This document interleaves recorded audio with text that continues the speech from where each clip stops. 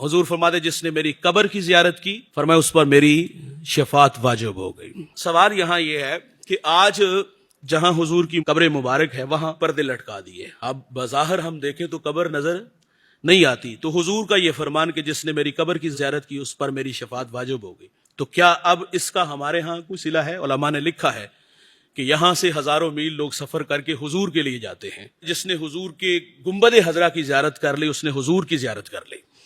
वादा है उसके लिए कि उसको अल्लाह जन्नत अता फरमाएगा। यहां मैं करस करता चलूं यार, जो हुजूर की कब्र की जियारत करे उसके लिए जन्नत का वादा है, और जो हुजूर के पहलू में दो हुजूर के महबूब दोस्त हैं जिन्होंने जागते हुए देखा और मजार में भी हुजूर के साथ हैं, उनकी अजमत का आलिम क्या होगा।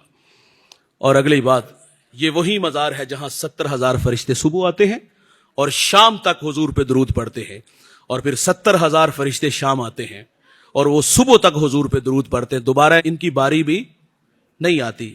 मेरा मिजाज इख्तलाफी नहीं, लेकिन यहां अर्ज करूंगा, कुछ लोग जब जुबान खोलते तो हया भी नहीं आती कि माज़ल्लाह नबी मर के मिट्टी में मिल गए। और यार ये अकीदा आज के बदबख्त का हो सकता है जो आसमानों से 70,000 फरिश्ते जो नूरी थे, उनका अकीदा ये है कि अल्लाह के रसूल सल्लल्लाहु अलैहि वसल्लम अपनी कब्र अनवर में जिंदा है और हमारा दरूद सुनते हैं। अल्लाह ताला हमें ऐसे लोगों से महफूज रखे।